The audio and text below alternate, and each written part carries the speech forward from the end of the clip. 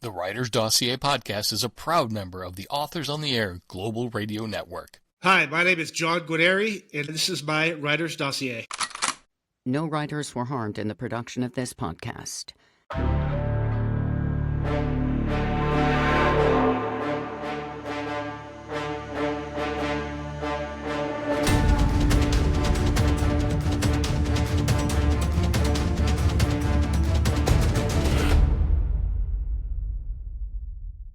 Hey everyone, welcome back to another episode of the Writer's Dossier. I'm Jeff Circle, your host, and we are lucky tonight, or today, whenever you're hopping in the car and listening to this episode, we're having John Guarnieri on the podcast today because he's awesome. So John, welcome to the podcast. Thanks for joining us. Well, Jeff, it's great to be here. I've been a huge fan of yours, and I recently just watched the Steve Stratton episode, and again, having Steve on my podcast, I know he was going to be an awesome guest for you, but people like that, I love seeing them, whether it's the first time or 100 times, people like that they give a shit about their craft and are passionate about it, of the life they've lived and the stories they're telling now.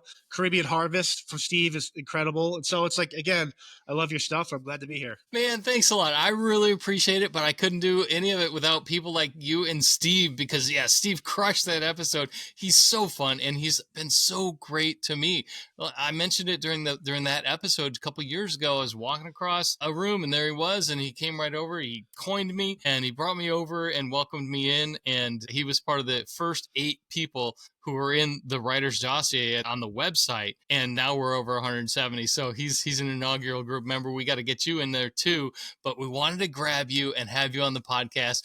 We want to take a little shift here and have some more fun and let everyone have a chance to get to know you a little bit. So like everybody knows, we get right at it here on the dossier because we don't respect your time and we respect the listeners and watchers' time. So I want to lay it out real quick and get to know John from a varied background. And as I did my research, I found out that you and I have some things in common. And I love that because you go left turn and you go right turn. So why don't you start there and tell people who you are? Yeah, so I went to military college at Norwich University. Did 4 years at Navy ROTC there. Norwich is the oldest military college in the country. The founder, West Point, actually graduated from there. I had dreams of living on a submarine for my life in the military. My dad got sick, and then I decided if I got deployed somewhere, I couldn't be there for my mom or my sisters. And so halfway through college, my buddy graduated, was in the Secret Service. He was on the motorcade teams for the Beast and everything with Obama.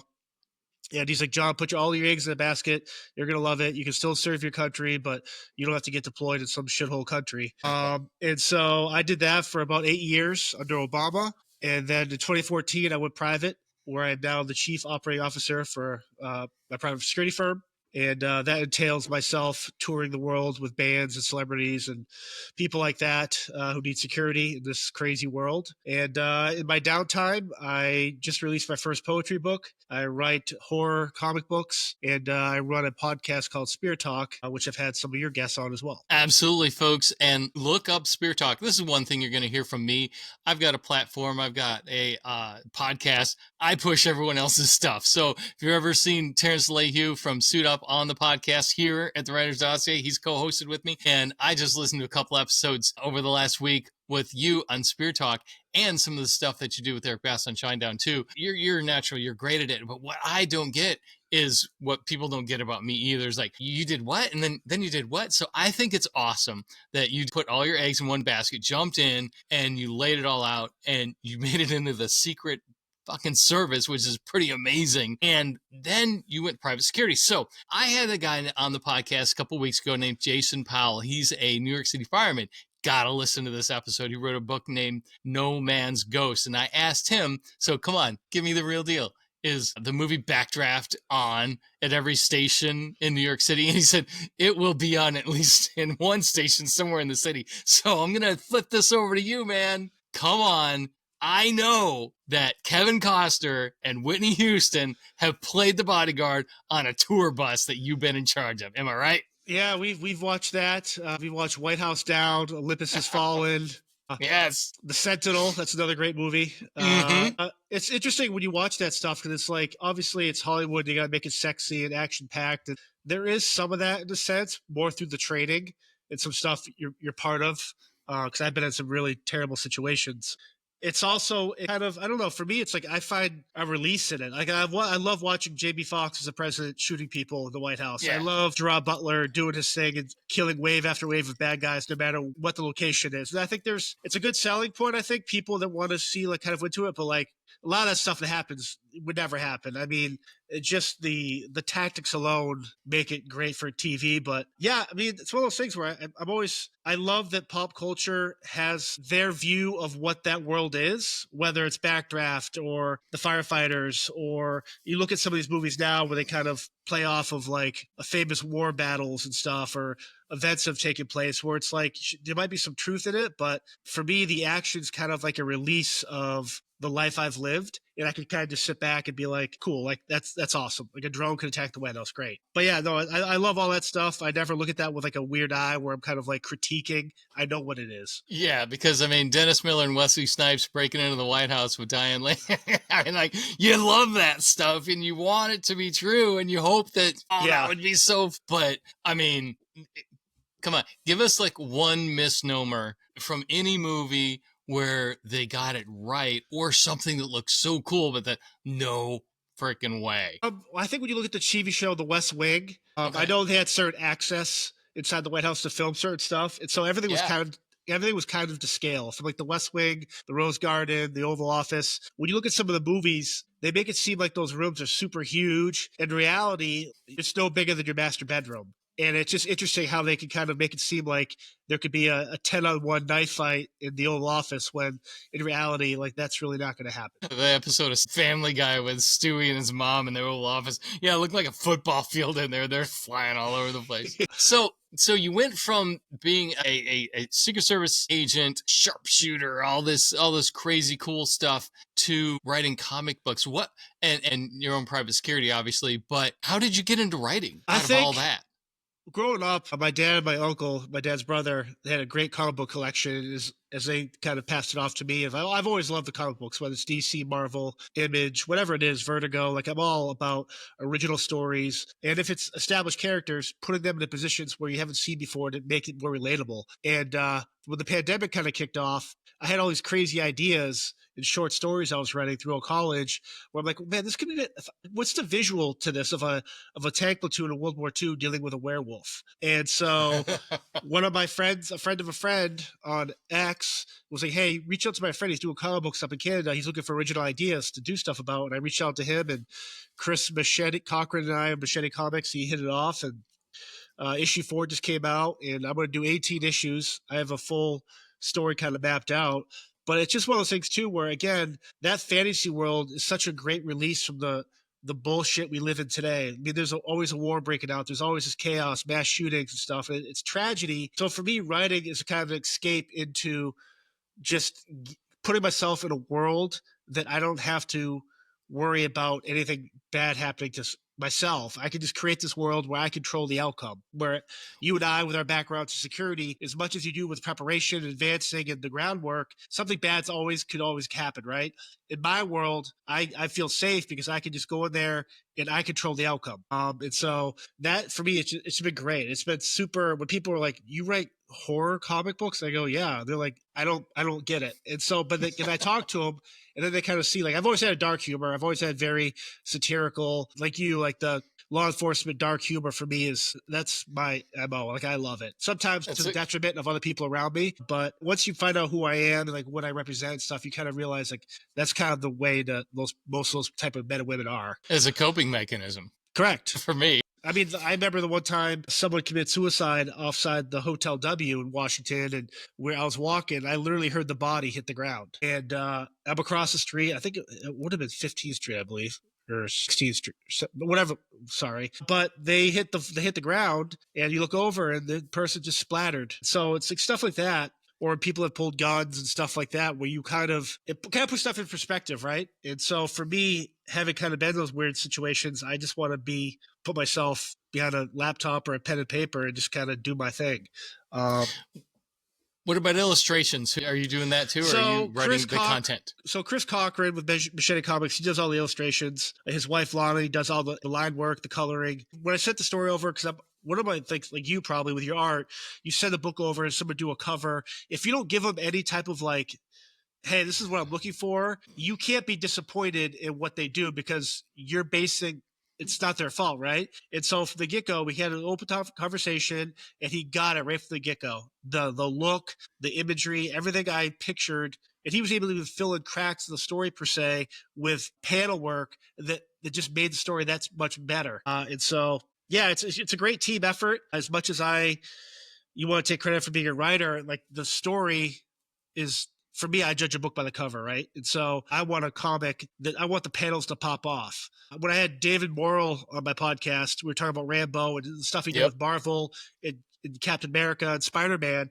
And some of his images, the story might not have been that well, but when you see that first time when he did the Captain America shining, the shield shining and standing there in the red, white, and blue, it's like those type of images for me made that story that more impactful. And so that's kind of what I would go for. And Chris and I and Lonnie and I, we have a great working relationship, and it's just fun just writing and let them do their magic. So when you were a kid, the imaging now and the printing and everything is so much better now, crisp, clear. There's the high def everything. But you and I grew up, probably both of us, taking silly putty and putting them on the comics and peeling it off, and then you see the image on the silly putty there. There's Spider-Man. He's all like, Yeah. I mean, even the paper felt different too back then, right? Like it probably felt more like real paper as opposed to today, which is a lot of plastics or whatever it is. But like I guess the benefit today is like you can never replace the going into the package store with your grandfather and him buying you a dollar comic book, right? But today, with the way printing is, you can get original ideas out there done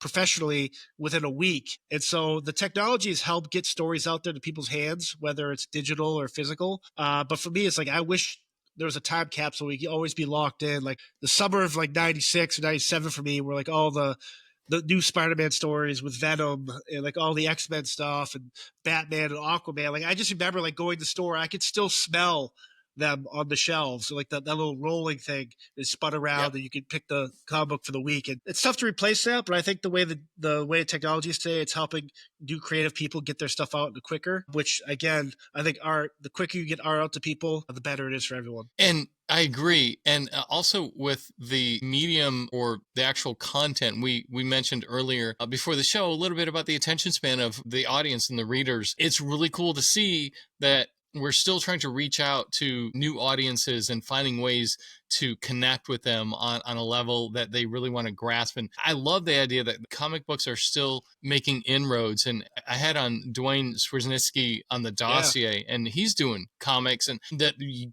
get these guys talking, and I'm sure you can do it too. You go deep into the catalog of who did what when and this volume and this episode or this issue and everything. It's I don't even know if it's a subculture as much as it is there's a mainstream culture for good comics. Yeah, and again, to your point, it's art, right? It's art that combines the reading, the visual, the feel. Like when my author friends will put out a book, of course I'll buy the digital copy just to buy it, but also buy the physical copy because I want to feel the pages. And I think you can actually Totally. feel the sweat equity in their actual physical work. And I think with comic books, you get that. I know we talked about this before we went on the air. It's like with your podcast, 15, 20 minutes. Well, you can read a comic book in 15, 20 minutes. It's 18, 20 pages long. Yeah. And it's one of those things where it's like in this day and age where people are go, go, go. For me, I'm so grateful that someone spends a half hour of their day or an hour a week watching the podcast or reading my book or reading a comic book. And so it's like, I know what people's time is. You and I both know what our time is living the lives we do. And so I don't know. I just love that. I just love that you can just get out there and just grab art like that. Like I've never been the guy that goes to like a museum and looks at paintings. Now, as I've gotten older, Okay. when I travel the world, I go to the Louvre and see all this stuff, and I appreciate it. I've went down a rabbit hole last year with Van Gogh, and I never realized how much I've loved people like him. And I wish as a kid I appreciated that type of artistry more so. But again, with technology, you can kind of go back and keep up on everything now. I don't know. I just love the fact that it's so busy out there right now with art. And I love the fact that I have access to any type of art I want, whether it's books or coffee table books with just pictures or whatever it is. I just love that people are like fearless now with art. Well, I worked security at I don't want to say prominent, but it's a very good museum, incredibly well done museum. And Yeah, I fell in love with the Van Goghs too. I went to the Van Gogh Museum in Yeah, Amsterdam. It's yeah. just unbelievable. It's just so amazing. So I love you've done so much. And we want to talk about your poetry real quick too, because that's a little bit of a departure from one, your background. And two, my question is this is the poetry that you've written, come on, you provide security for Shinedown. Any of those guys maybe grabbing a lyric or two and maybe popping it into one of the songs for you? It's they're huge champions for me. I work with the Nickelback guys and Motley Crue as well. They're all super champion of me. And it's one of those things where if I'm going to do this, I want this to organically happen. Sure, they'll support me and share stuff if I need them to, but like I just love the fact that I can just be the version of myself that a lot of people aren't used to and just kind of put it out there. And so the book, uh, with heartbreak, growing old, loss, mental health, and so all this stuff I kind of deal with because I don't journal per se. I've never been able to write here, dear diary, but I do a ton of note taking, which obviously with you as well, the importance of note taking and report writing and stuff like that. And so I started to realize I wasn't journaling, I was writing poetry. And these thoughts would come into my head where one of the poems I wrote about when you as a kid, one day you'll realize your dad will be too old to push the mower again, and then you have to take over that. And it wasn't until my dad got sick again recently when I wrote that where I'm like, damn, like you never moments like that where you just like. So I'll stop when I'm cutting the grass and I'll write that out. Like I got to get out of my head. I have a notebook I carry with me all the time. And so stuff like that, like I read about, I think it might be specific to me, but a story like that or something in your life that will make hopefully a reader be like, fuck, I remember the last time my mom made those cookies or my grandma made that special cake for me, which she always did, but now she's too old to do that. And it's like stuff like that where it like resonates with me. And like I'm writing my second book now of poetry. It'll be out this year. It's a lot more with unsaid thoughts, stuff in my head, but more so how time is so cruel. And if we don't take advantage of it, it's gonna crush us. And I don't want to get to a point in my life where it's like I want to get to the point where I'm writing something in real time where it's like today was the day, this is the last time I'll be able to do what I think I'm gonna do. Because I mean, I just turned 40. I can roll out of bed after drinking all night. I can go. But in 10 years, I'm going to have to start stretching more. I got to drink water. I can't drink or I can't do this stuff. It's stuff like that I love writing about. The audience for that's actually, I've had a lot of people reach out going, man, I had no idea that guys could write poetry. And it's like, I don't know if that's sexist or you call me something else, but like, writing the courage to write, whether it's a thriller novel, poetry, whatever it is, just do it. Because we both know people that are like, oh, I'm going to write a book, and they never do it. And that's the most saddening thing to me because there's so many stories in all of us that we're just afraid to put ourselves out there. And I refuse to be that person. I love that. So you are undoubtedly a certified badass. So the thing about what you do in that side of your life pays the bills. You have a Yeah. company, you provide a serious service and in some cases life-saving service. But there's this other side that it's the real you. But I think we all have that. I think a lot of people do. Push pull, where do you see yourself in wow, what a dumb question. Where do you see yourself in 5 years, John? No, no, it honestly, Because you know what I mean? It's like you got this yin and yang. What's pulling you harder? I mean, you got to pay the I, bills, but you've got this drive and right. talent. It's again time. There's only so many hours in the day to do everything, right? For Tell me about it. me, I only do something if I love it. I've had hobbies that last 5 years or 5 minutes. If I no longer love it, I'm not going to put my time into it. And right now, I have the luxury of loving what I do, the physical side of the security world, and I'm able to kind of supplement that with the softer side, which is the writing part. Which when I'm traveling or in between shows and stuff, I'm writing all the time. So it kind of gives me like that respite of like seeking solace in like the quiet moments and enjoying it. But I mean, it's one of those things too where we get old and our body breaks down, but hopefully my mind is the last thing that goes and I can keep doing what I love, which is that. And I got to jump into like this thriller world I'm going to write with Eric Bishop, this idea we came up with a couple of years ago that we're finally going to kick into it. So that'll be a whole interesting thing for me to write that type of book. But yeah, I don't know. I love what I do. Gun to my head, I couldn't pick one or the other right now. I defend them both passionately and fiercely. And Good.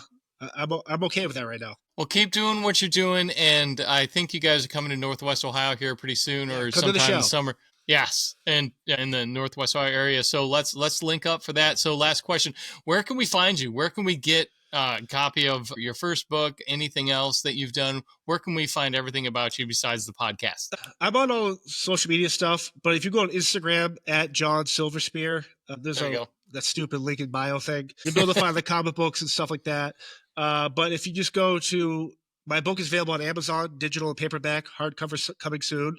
And then I do autograph copies through my Spirit Talk store, which is in my bio as well. Yes. But yeah, it's one of those things where it's like, I love it.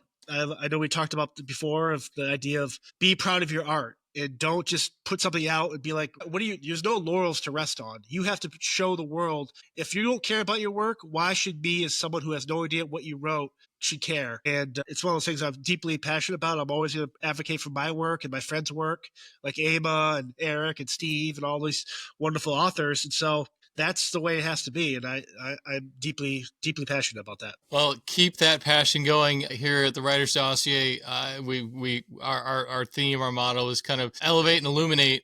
Mine personally is do more, be better. So we're right on the same page there. So folks, link in bio. Check the show notes. We're going to put the links on there to you be able to get a hold of John. Share this episode, hit our bells and buttons, please subscribe, spread the love, and share everything so everyone gets a chance to know John and the podcast a little bit more. So, brother, thanks for coming on. Be safe out there. Have a great time, and we will see you soon. Yes, Thank sir. you again. All right. Thanks. Bye, everybody. The Dossier Podcast is a production of The Idea Academy.